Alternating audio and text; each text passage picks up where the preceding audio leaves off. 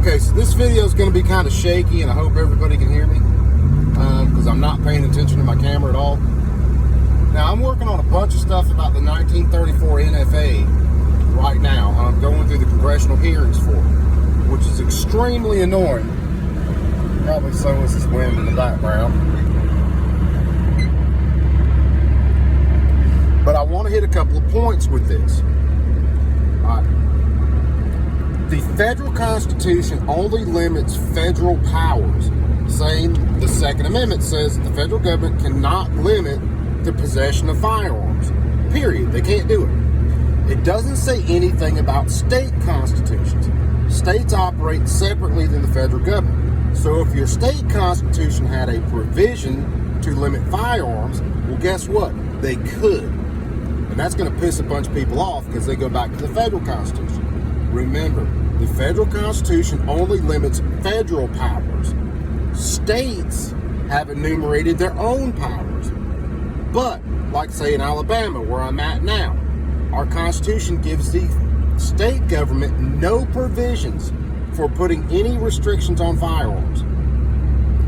So, what I am hoping is after the Bruin decision and everything else, that people will start to attack these state laws, state by state. See, the issue with some of this is people are trying to combine the powers of the states with the power of the federal government. And that's not the way it works, guys. And yeah, excuse me if it sounds a little harsh, but we have to learn how these powers work if we are going to fight said restrictions. So what we're looking at here is people really need to understand how these restrictions work and how the restrictions on government powers work.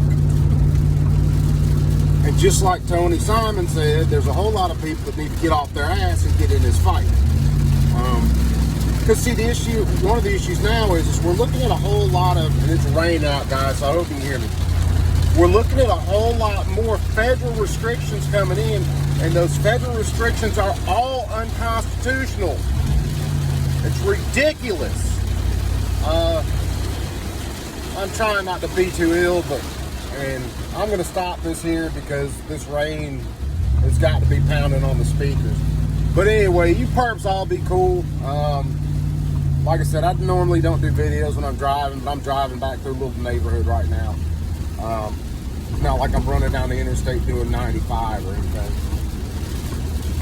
But understand how these powers work. Federal powers govern federal operations.